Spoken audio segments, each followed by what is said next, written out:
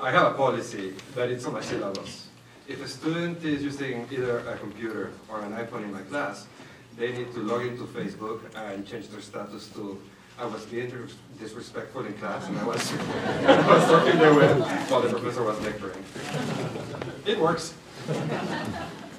So one of the things I actually think having sort of these wireless classrooms, these smart classrooms is terrific. If I forget something about a particular Supreme Court case, or if I can't remember the date when something happened, I have someone quick look it up. And it's this sort of instant access to information, and I make it part of sort of, we're all, going through this together. On the other hand, like Professor Lozano, I do have a policy in my syllabus, and I say, everyone, I'm going to trust you, but it's very easy for me to tell when you're sitting in the back and you're laughing at your laptop, and I'm talking about Alexander Hamilton, I know you're not listening, because what I'm saying is not that funny. And so if I do catch, I tell someone that if I do catch them, I'll call them out once, I'll give them a second chance, but then I would shut it down for the entire class. I've never had to do that. I think just making that clear is enough.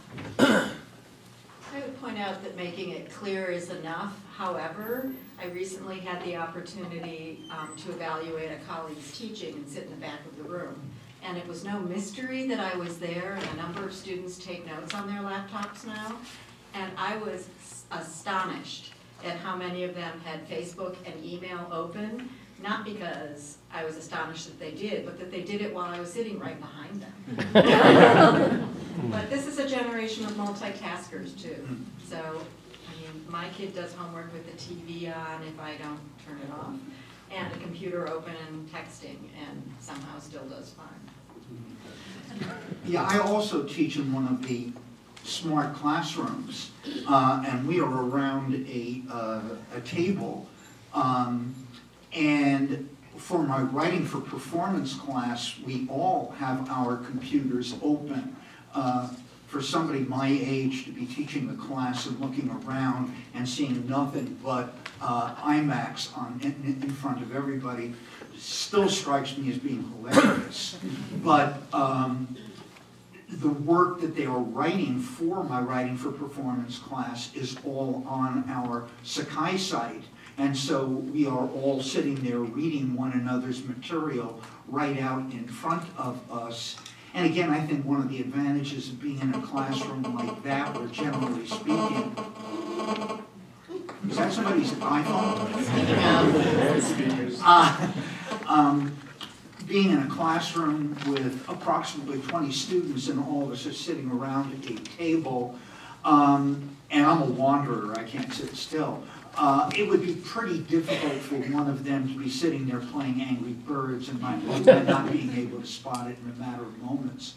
But I also share the observation that it's tremendously useful. Will somebody please double check and make sure I've got the title of the play that I'm talking about correct? And they're so good at it that they'll have the answer back to me in 10 seconds.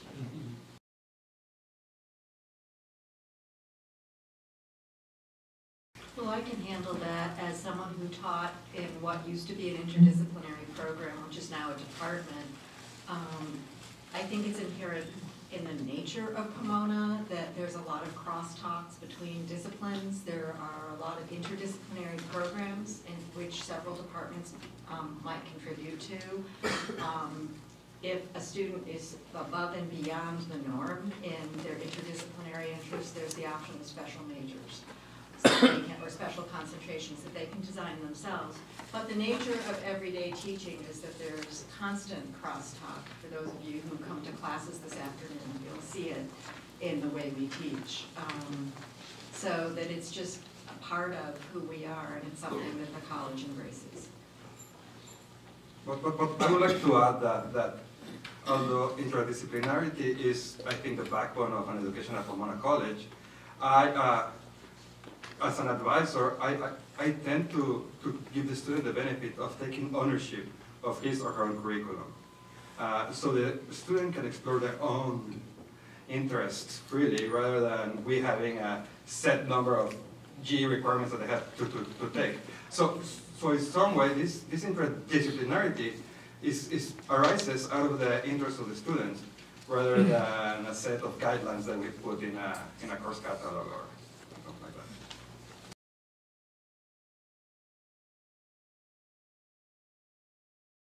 Oh, again, it varies from student to student. The admissions office and the deans are, I think, very, very good about finding an advisor based upon the profile of the incoming students, so that the 5 or 6 incoming first-year students that each of us are given, for the most part, we've been chosen for them because we seem to have some common interest with them. And like Fernando, I very, very strongly advise my students, especially my incoming students, to travel the college-wide and take classes wherever they can. The declaration of a major very often comes sometime in the middle of the second year.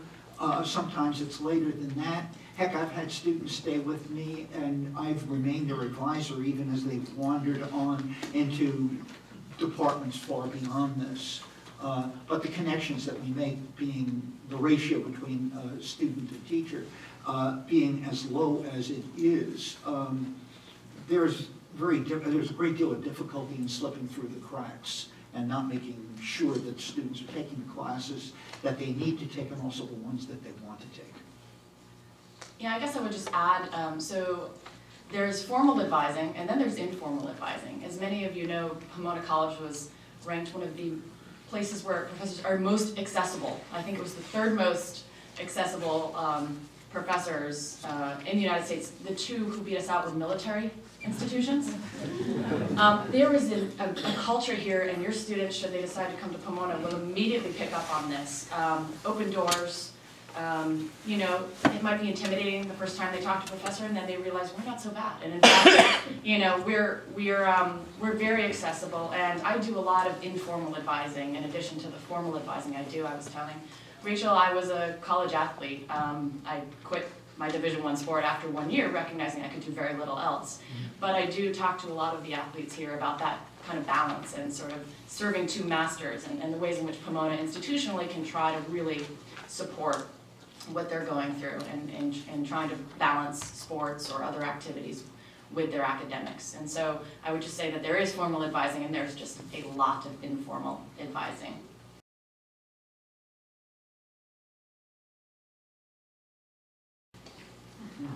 To take intellectual risks. Our students, when they first come to Pomona, they're so used to succeeding in high school, to have always A's, to be valedictorians and so on. I want to break with that model, and I want to let them know, you know what? Take the biggest intellectual risk that you can. Go and take that class that you never thought of taking, or do that research that you never thought of engaging in, or do that performance, but take it and live it. I mean, and for students who are used to succeed during the first 18 years of their life, like thinking of failure, it's quite daunting and challenging. And what we try to do as faculty is create an environment where that challenge can be taken constructively.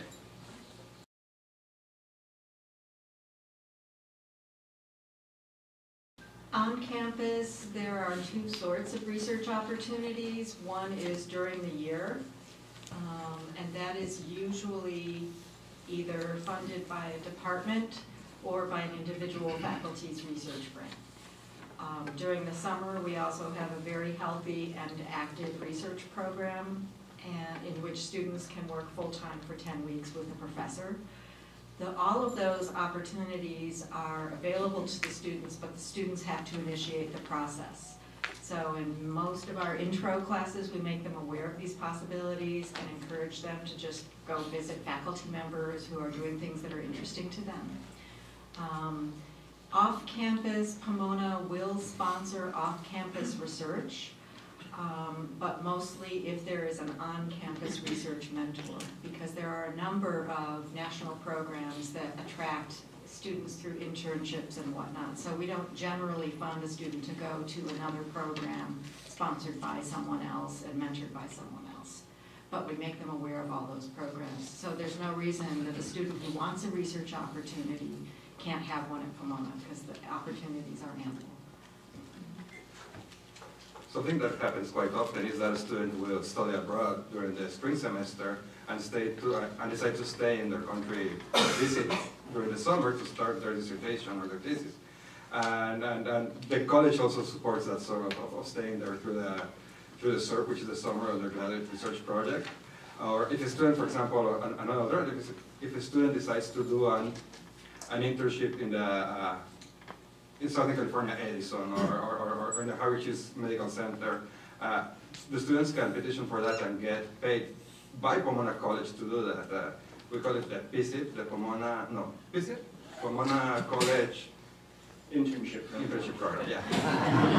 Terrible with acronyms.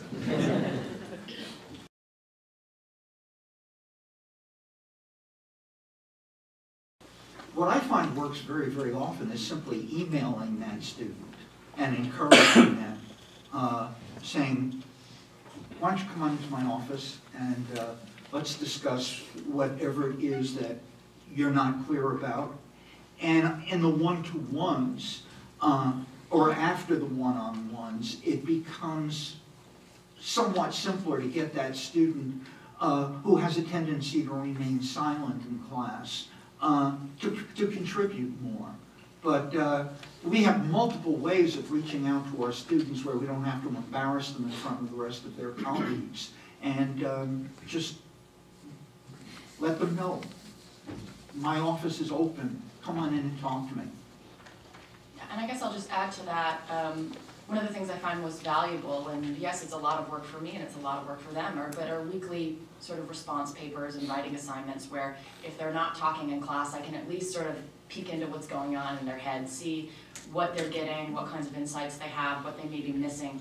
And so even the students who don't come to visit me in person, they may be shy, they may have other things going on, we're having a conversation every week because I'm giving them a lot of feedback on their weekly assignments, and I'm seeing their thoughts on a weekly basis. And so that's kind of another way to check in for students who are shy. I'd like to break in with a third comment, which is that in the sciences, which I represent, I guess, on this panel, there are a number of students who have difficulty seeing themselves as scientists and seeing themselves as someone who anyone would want in their lab to do research. And so we make a special attempt to reach out to students and point out to them that there is no I am a scientist gene, and that this in fact applies to all of them. And if I think that there are certain students who are particularly vulnerable to this, I'll send them emails saying, hey, have you heard of this program? I thought it might be something you're interested in. And if not, let me know what your interests are.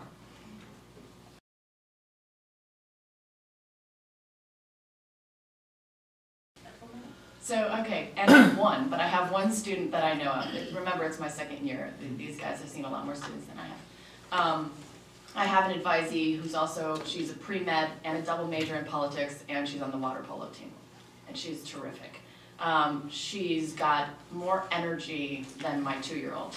I don't know where she gets it, but she's just driven. And you know, there are particular challenges that these kinds of students face, and I think having faculty who are aware, at least aware of what's going on and the kinds of balances they're trying to strike is a real benefit of Pomona, and that's what comes from the kind of small student-teacher ratio here. I couldn't quite hear the question, but as the person who mentors a lot of pre-med majors, I'm not sure what the question was, but I also want to just preempt some of that by telling you that you do not have to be a science major to be pre-med. And in fact, many med schools look on the breadth of the student as a plus rather than a minus. And it is entirely possible for your student to remain sane and be pre-med and be an art history major. But what was your question? The question was whether they can be a student athlete. Oh, okay, absolutely. They can also go abroad. They can be a studio art major. They can do anything that is time consuming. It's just take some careful planning. Yeah, we run into the same issue with students in the theater department as do the athletic programs, in that so much of the work that they're going to be doing with us is going to take place in the evenings, and they become very, very gifted at time management. And at the same time, for example, when I am directing I try to make myself as acutely aware as I can of what the other priorities of my students are. And if there's, I mean, my favorite was when I did Othello last year, the young man who was playing Iago was taking a religious studies class in the evening. And just the idea of my Iago taking a class in religious studies so tickled me that I made absolutely certain that Will never missed one of his evening classes, and was still able to certainly keep pace with everybody else as the rehearsal process went on. As I think Rachel said, the nature of being a small school and having a pretty clear idea of the kind of rigor of the academics that students are taking makes us understand and encourage students to be going out and doing all sorts of other things.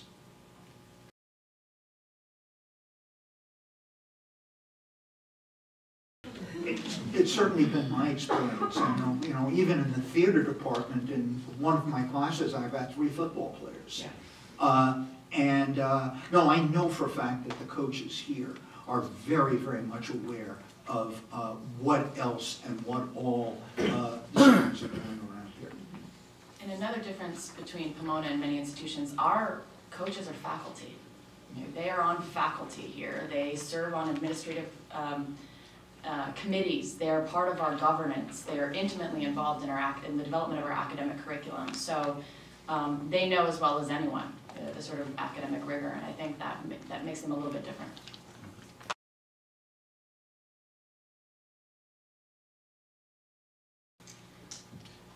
Yes and no. Any other questions? This is how we teach it, Pomona. Yes, cross-registration is entirely possible and does happen. Harvey Mudd is a science and technology school, so the expectations of their majors are somewhat different than those of a strictly liberal arts college program. So it's probably more likely that an advanced physics or math student might want to go to Mudd for a specialized advanced course than vice versa, but I've certainly had them in my bio and neuro classes. Just to add to that as well, there will be a department fair this afternoon, so if there are specific questions about a major or about a particular program and the way that works in regards to your own son or daughter, you'll also have the chance to ask them. And I want to add something to Rachel's question, because I usually get the same question about economics and CNC. And one of the biggest differences between Pomona and our neighbors up north is that, okay, students are going to see whatever they see inside the classroom, and there's going to be like a given curriculum. But at the end of the day, most of the time it's going to be spent outside the classroom with their peers. And so a student at Pomona will have the benefit of not only interacting with other, in my case, economists or economic students, but they will also interact with biologists and art historians and theater majors and so on. And in that sense, I think that the peer effects in a place that emphasizes the liberal arts as the core of their education has a more wholesome peer effects than a place that specializes in 1 or 2 fields.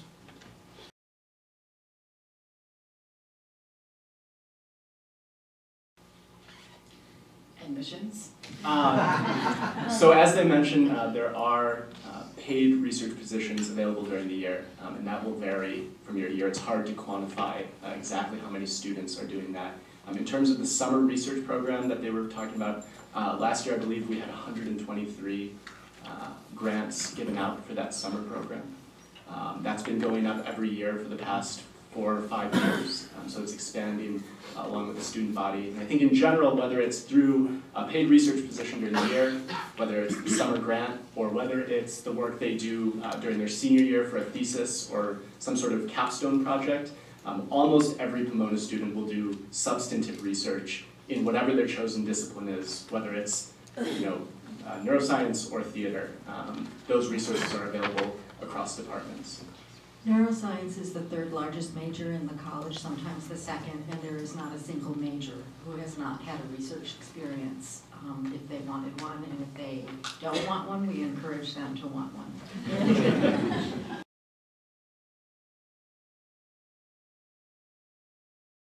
we have definitions for grades that we passed last year as a college.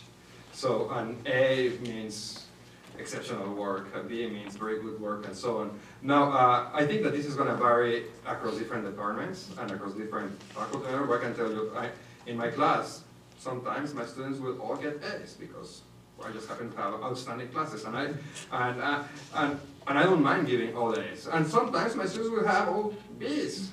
And I don't mind giving all B's. I've never had a class where everybody got a C, but then I give it credit to me because I'm such a great professor. but I mean,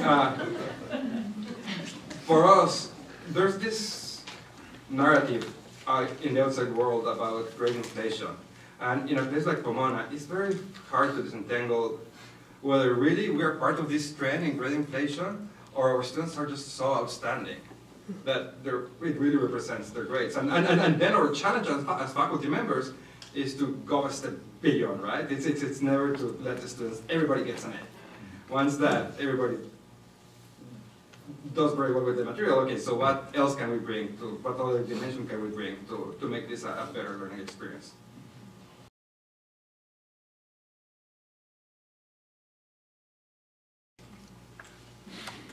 I guess as the person who's been here perhaps the longest on the panel, and as someone who is headhunted, I can answer that from both perspectives.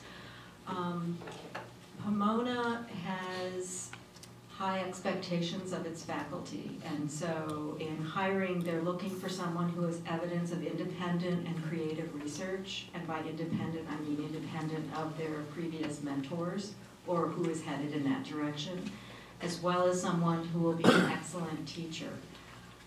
Often, we don't have so much teaching experience when we come here, but we, for example, in my department, ask them to give a teaching talk and a research talk.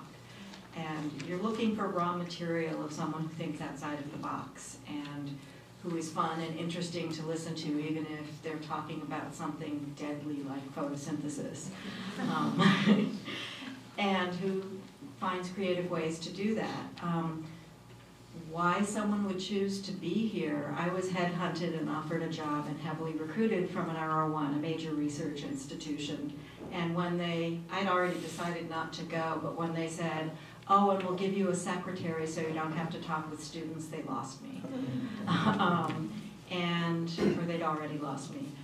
But it's, to me, it's between 18 and 22, especially when you're away from home, are really vital years in someone's character development. And I really cherish and honor the opportunity to be a part of facilitating that. And I guess as someone who's most recently been through this process and has also hired 2 additional faculty who will be joining the politics IR department next year, I can talk a little bit about why Pomona. So, I mean, we tend to divide academia into 2 sort of tiers. You have big research institutions, and then you have liberal arts colleges, right? But you have a spectrum in between. And one of the great things about Pomona is it's sort of the best of both worlds, because we have incredible amount of resources for an institution of our size. I've had the same, if not better, research opportunities and funding as my colleagues who went to big research universities. At the same time, I've had smaller class sizes where I've really been able to engage my students rather than lecturing to a room of 250 and never really interacting with that student. For me, teaching is a 2-way process. It really is kind of synergistic in that way.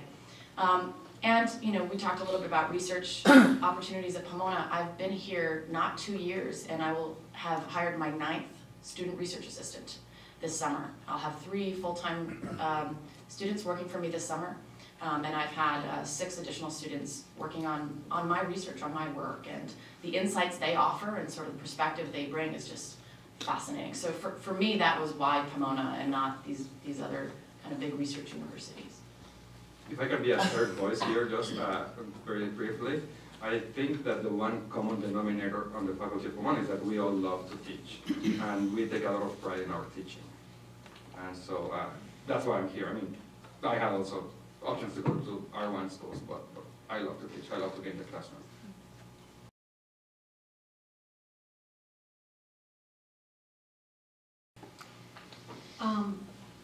Yes, they're accessible. There is public transportation, there are zip cars. They can buddy up with someone who has a car. In neuroscience, we do outreach a bit to try to help them or facilitate those opportunities. And there's also a 5-college neuroscience summer research program which will provide payment for them to go elsewhere within the SoCal region so that they'll be even better situated to get those positions because they can say, you don't have to pay me.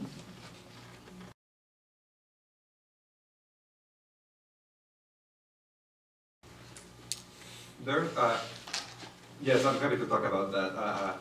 No two students are different. So some of the trajectories that any student is going to take during their time here at Pomona and beyond, it's going to be different. In that sense, I find myself as an advisor doing that transition through the 4 years of my students. So during the first year, we're talking about curriculum and we're talking about what it means to be in the liberal arts and what it means to be a liberally educated person. And then as the student progresses in his or her academic career, we start talking about, okay, so what are the options once you graduate? I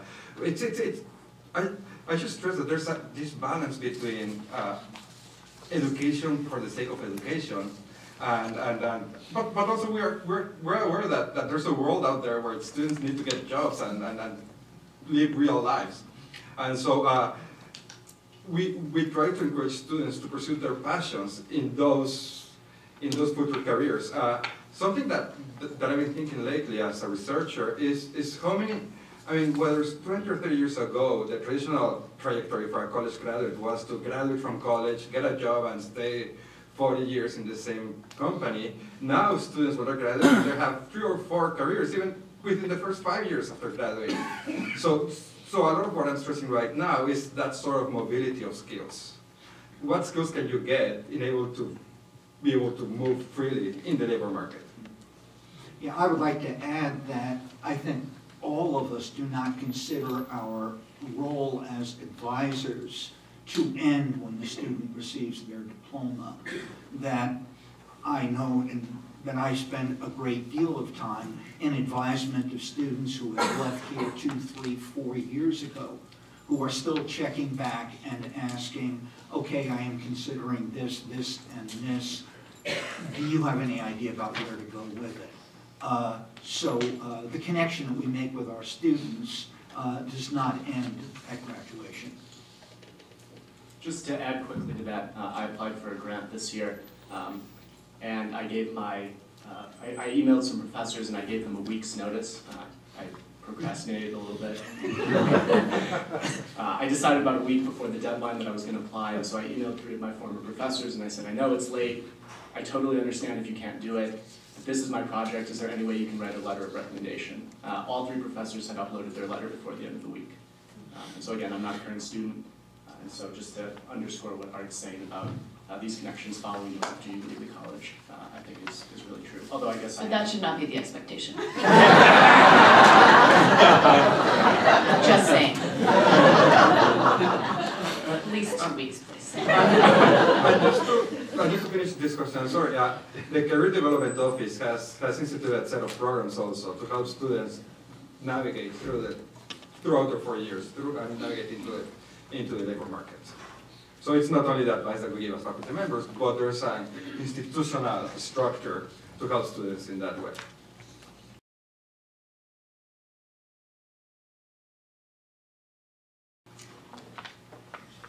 I've heard from my advisees that can be the case. The way students register on campus is seniors first, so that as it's probably highly unlikely that a freshman is going to get into an extremely popular upper level course, even if they have the prereqs. But they will get a spot as they get older, and science majors take fun stuff across the curriculum all the time, even popular fun stuff. And some faculty member will, for example, in my classes, if I have 20 students, 5 spots will be for freshmen, 5 spots will be for sophomores, 5 spots for juniors, and so on. Because I want that diversity of experiences in my classroom. And I can ask the registrar to do that.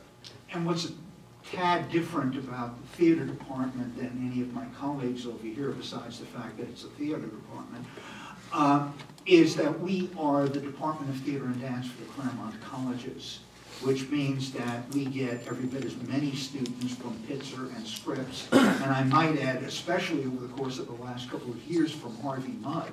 And in my writing for performance class, I especially want to get students from all over the colleges, from a whole host of discipline, because they feed off of one another. And it's a great joy to have students in there from this whole garden variety. So I know I try to make it my business to bring in as many, and it really hurts me when I have to tell a student that there's no room at the inn. I'll do anything to try and get as many in who really want to be in.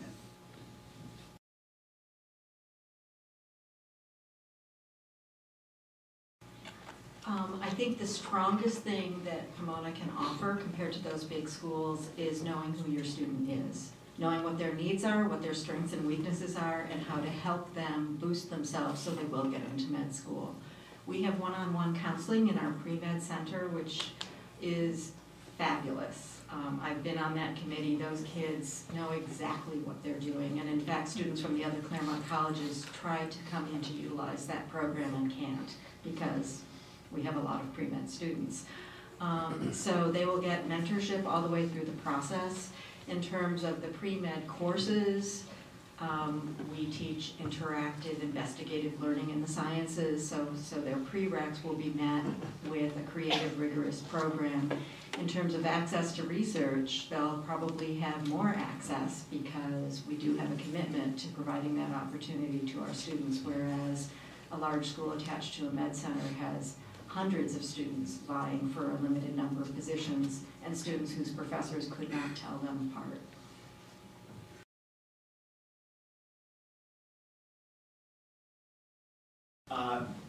Many of our sort of departments are 5C. For example, media studies shares a lot of that with foreign languages as well. Classics. Yeah. So really, I think the important thing though, which they've touched on, is that even if you were to major in neuroscience or politics or economics or theater, you can take classes at those other 4 colleges for credit within that major as a prerequisite within that major. And so the way in which those 5 schools are integrated really extends to the requirements as well.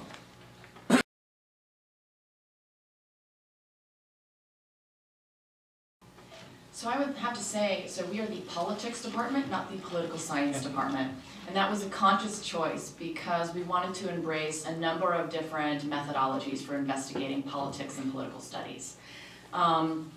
At Berkeley, where I did my graduate work and I TA'd, there was a very, very rigorous set of requirements to be a political scientist, various methods, classes that you have to take, and the politics department, I guess just speaking from our perspective, is a more loose-based curriculum with a focus on the individual kind of creating their own experience. We have some breadth requirements within the major, of course, but we really do trust our students. We have the best students on the planet.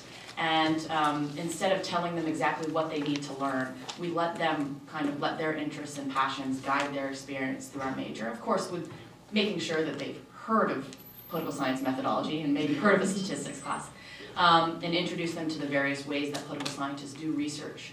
But also we house PPA, public policy analysis. We house international relations, which is an interdisciplinary program.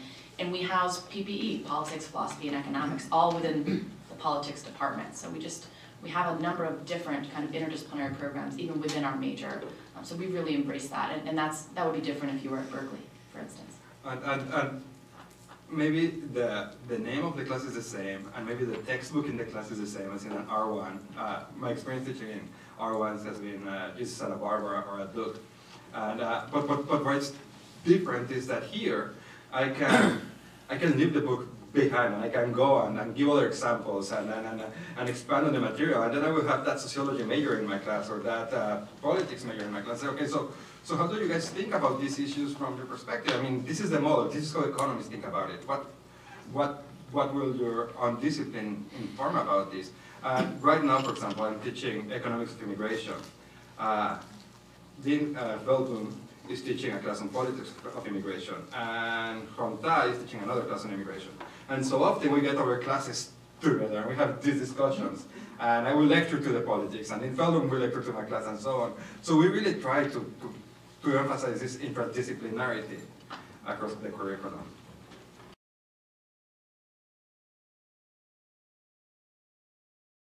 I believe you have to declare your major, and you can let us know, in your second year. So yes, you're not allowed to register at that point without a major. Maybe it's the second semester, sophomore year. Yeah. What I often tell my advisees is that they can take their best shot at declaring a major if they're not sure. And we try to design a pathway through courses that will not close doors, but will also help them decide on a major. I personally love the fuzzy students because they're interested in so much, and I get nervous about the very focused students, and I hope that they will at least consider changing their major at least once in their career, or I consider that Pomona hasn't done its job. I think that's true. My biggest success as an advisor, I think, is I get these students freshman year that come with a map of their 4 years of college. And then sometime in their sophomore junior year, they come and talk to me and like, well, you know, Professor Lozano, I don't want to major in economics anymore. I want to major in computer science or art history or whatever. And in that moment, I know that Pomona was a transformative experience into that student. And I think that I did my job. And that's where we're writing. Of course, then I need a job, so I need to perform this thing to come back to economics. But we want to provide those transformative experiences. And the student, like Professor Levin said, like the students that move across disciplines and that are fuzzy are sometimes the best liberally educated ones.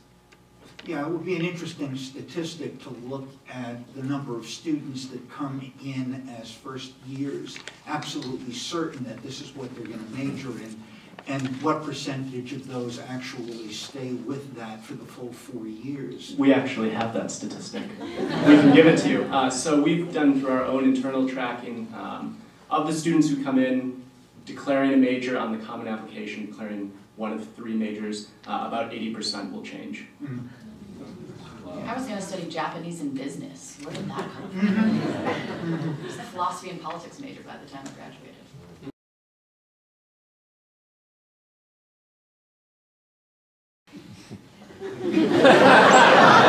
Okay, I think you can interpret our silence as just a resounding yes. I think you're describing many of the students like all of our students whose parents are in this room right now, and that is part of why we are attracted to these students. These students are intellectually engaged, they're engaged in the world, they're engaged in things that are challenging outside of the classroom, and that's what makes them exciting, and that's what makes our community exciting. Frankly, we don't want all their learning to happen with us. In fact, we bank on the fact they're going to do a fair amount of learning outside the classroom here. But I mean, I agree with what Amanda said, but that's because I cannot pronounce your last name. So.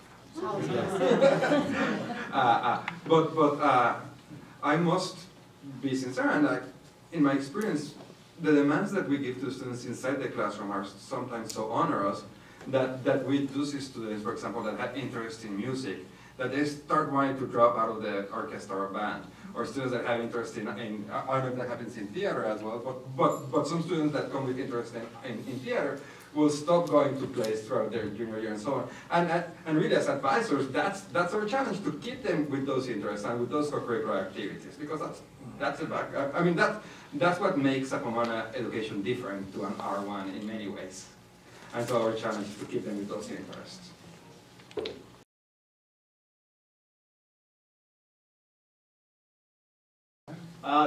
I don't know specifically for science. The general statistics we have, about 85% of Pomona students will go on to graduate school within 5 years of graduation. At that point, we stop keeping track. So, and then it depends year to year, but anywhere from 10 to 25 to 30% will go immediately after graduation.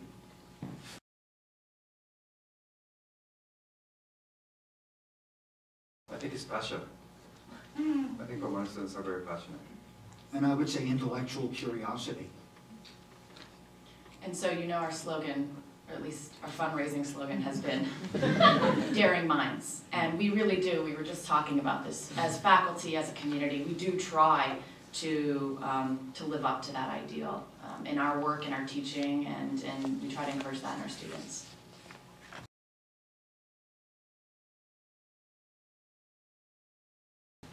I'm going back because I have a 7-year-old. I know the answer with my 7-year-old. I mean, I give them freedom. Just like we try to foster that atmosphere for our students, I think that you should strive for your kid, for your son or daughter, to have that sense of confidence that they can take these risks in school, intellectual risks, and that you will be fine with them. Give them that freedom. My husband went to Brown, graduated top of his class in Wisconsin, could have had a free ride to any state school in Wisconsin. And he went to Brown and declared a philosophy major, and his parents nearly had a heart attack. He came around to biology and business, and now he's in biotech. But the fact that they gave him that space, even though they were having heart palpitations after that phone call, to kind of explore what he needed to explore to get where he needed to get. And I just think that sort of resonates with what Fernando just said. Yeah, I think the point that Rachel made before about students being accepted into medical school without being majors in a science is something I think is important for you to keep in mind. And that, in the truest sense of the word, I think that what you should be seeking for your child, can I call them your child, is the opportunity to spread their wings and take advantage of the fact that here they're getting a liberal education, and allow for that to happen. They'll be fine.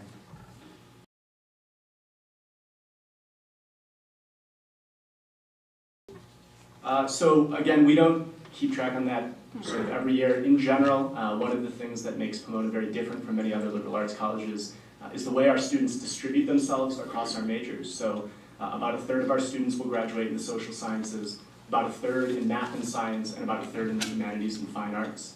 The top 5 majors change just about every year, so it is very even. In terms of medical school, again, that changes year to year as well. It's typically over twice the national average in terms of our acceptance rate. Our sort of answer to be on the safe side is between 70 and 85% will be admitted into a school of their choice, and we've had years where it's been above 90%.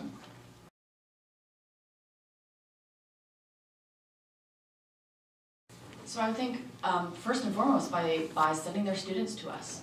My constitutional law, my civil rights, civil liberties class, I have representatives from every school except for Harvey Mudd in that classroom. And every school has its own unique identity, its unique character, and I really do think that adds an interesting dimension to the classroom experience. I've also team taught with one of my colleagues from Berkeley who's now over at Pitzer. She does my job at Pitzer. We team teach a course every fall called Law and Politics. She has her Pitzer students enroll, I have my Pomona students, and we meet together. And it's just a fascinating dynamic, and I think that's been really valuable.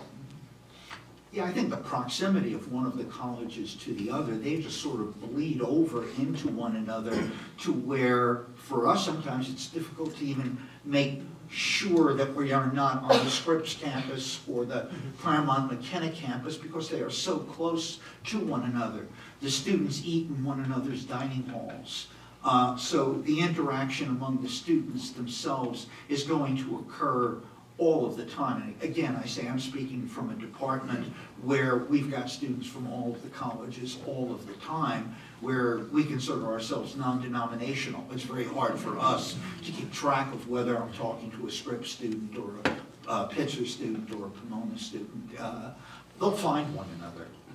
And it's a healthy community. If I can just say something really fast about that, it also gives us the critical mass to have to provide some of the experiences to the students that they wouldn't get in a college that is isolated in the middle of nowhere.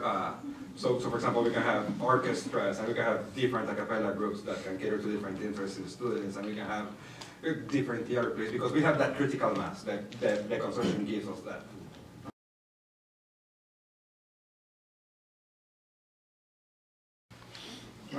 My wife works in Claremont McKenna, and we live on campus, on Pomona's campus. So I think I have a very intimate perspective of that question. I think students do self-select into the colleges that caters more to their interests. Like a student that wants to take a class on leadership or marketing will probably not come to Pomona, will be more likely to go to CMC. And a student that wants to have experience across the curriculum will be more likely to come to Pomona. And in that sense, I mean, students, it's not that they're unfriendly. They're only unfriendly when they play basketball games, like in the Pomona CMC basketball game. But students do know the difference between the different colleges. And I must say, our Office of Student Life does a great job at generating sort of like a Pomona community through sponsor groups, through sophomore orientation, and so on. I think that the job that the Office of Student Life does it's amazing, and it contributes a great deal in that sense.